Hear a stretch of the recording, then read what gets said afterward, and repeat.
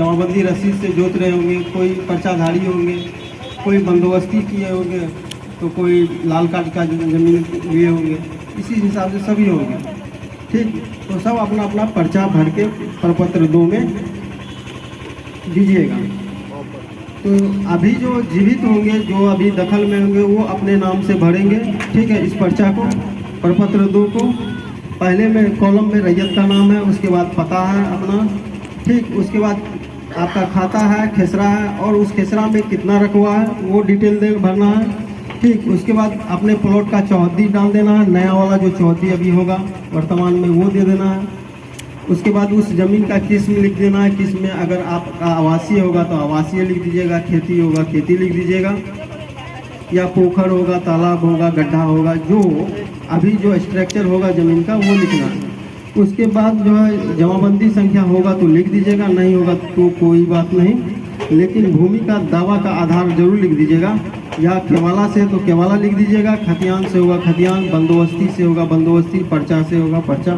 ठीक है, बस इतना ही चीज़ इसमें भर के और इसके साथ साक्ष्य लगाकर आप DLRS के साइट पर स्वयं खुद से ऑनलाइन कर सकते हैं। ठीक, ऑनलाइन जैसे ही आप कीजिएगा वैसे ही अमीन साहब के ID पर आ जाएगा कि फलाना आदमी ने अपना सारा साक्ष्य के साथ आवेदन किया। ठीक, सारा साक्ष्य भी इसके पास आ जाएगा और इनको पता भी चल जाएगा, और आपके संबंधित अमीन को भी पहुंच जाएगा, और अमीन से ऊपर कानून को है उनके ऊपर भी चले जाएगा, और उसके बाद उनका आपके जो शिविर के शिविर प्रभारी हो तीनों के ID पर आ जाएगा। ठीक है, अगर स्वघोषणा ऑनलाइन करने में किसी को दिक्कत हो तो आपका सहयोग अमीन साहब करेंगे।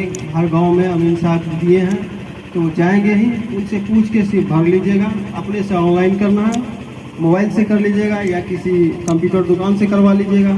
अगर वहाँ भी कोई जाने में सक्षम न हो तो आपका अंचल हाट में जो पुराना अंचल कार्यालय वहाँ सर्वे ऑफिस भी आ गया है, वहाँ आप हाट को भी जमा कर सकते हैं। वहाँ भी शिविर प्रभारी कानूनगो और लिपिक वहाँ के रहेंगे, तो वो लोग रिसीविंग दे दिया जाएगा आपको। ठीक, अगर वहाँ भी जाने से आप लोग सहमत नहीं होंगे, हो सकता है दिक्कत हो, वहाँ तक नहीं पहुँचे, गांव नज़दीक, आप लोग का नज़दीक है तो कोई दिक्कत नहीं, जो बहुत दूर में है वो तो नहीं आ सकता। तो उसी स्थिति में जब अमीन साहब आपके गांव में जाएंगे उनसे सहयोग लेके उन्हीं को दे के रिसीविंग ले सकते हैं। ठीक है, यहाँ तक किसी को कोई दिक्कत नहीं है समझने में।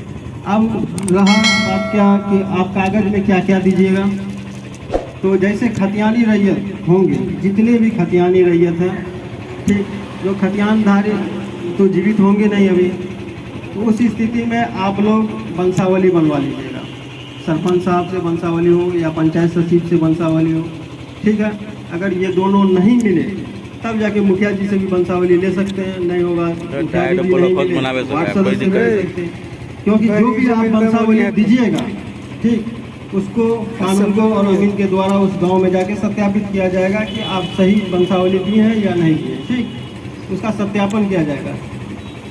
ठीक है, यहाँ तक समझ में किसी। अगर खतियानी रैयत जैसे 4 भाई हैं, वो आपसी सहमति से अपना बंटवारा चाहते हैं, तो वो सारा आदमी अपना सारे सभी हिस्सेदार आपसी सहमति से बंटवारा शेड्यूल बना लीजिएगा।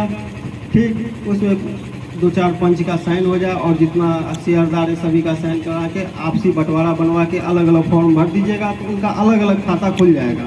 ठीक, अगर कोई 4 हिस्सेदार है, 3 हिस्सेदार, आप लोग 4 हैं कि बंटवारा हो जाए, एक हिस्सेदार नहीं मान रहा है, उस स्थिति में बंटवारा वैलिड नहीं होगा। ठीक, तो उसमें संयुक्त खाता जाएगा, आपका सबका एक साथ नाम डाल देंगे, बाद में आप लोग खतियान बनने के बाद में भी बंटवारा करवा सकते हैं। ठीक, यहाँ तक किसी को कोई दिक्कत नहीं। केवाला में भी उसी प्रकार है, जो पूर्वज के नाम से आपका केवाला होगा वो उसमें वंशावली आप लोग लगा के, जो अभी जीवित होंगे हिस्सेदार वो अपना नाम भर के फॉर्म में ऑनलाइन कर दीजिएगा।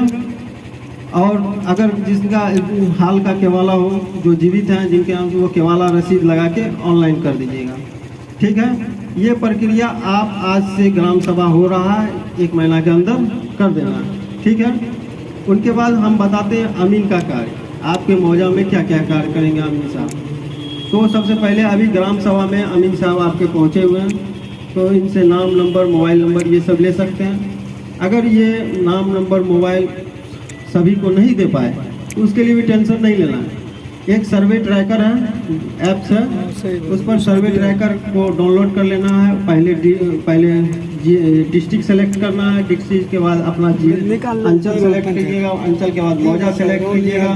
तो उसमें जो है आपके मौजा का अमीन कौन है, ठीक, आपका शिविर कार्यालय कहाँ बना है, सारा डिटेल आएगा। उसका कानूनगो कौन है, उनका पदाधिकारी कौन है, ठीक, सारा डिटेल उसमें डाला हुआ, ठीक है। और उसमें मोबाइल नंबर के साथ है सभी का। तो यहाँ तक आप लोग को अमीन साहब का खोजने की भी आवश्यकता नहीं पड़ा, सब कुछ आपके मोबाइल में है।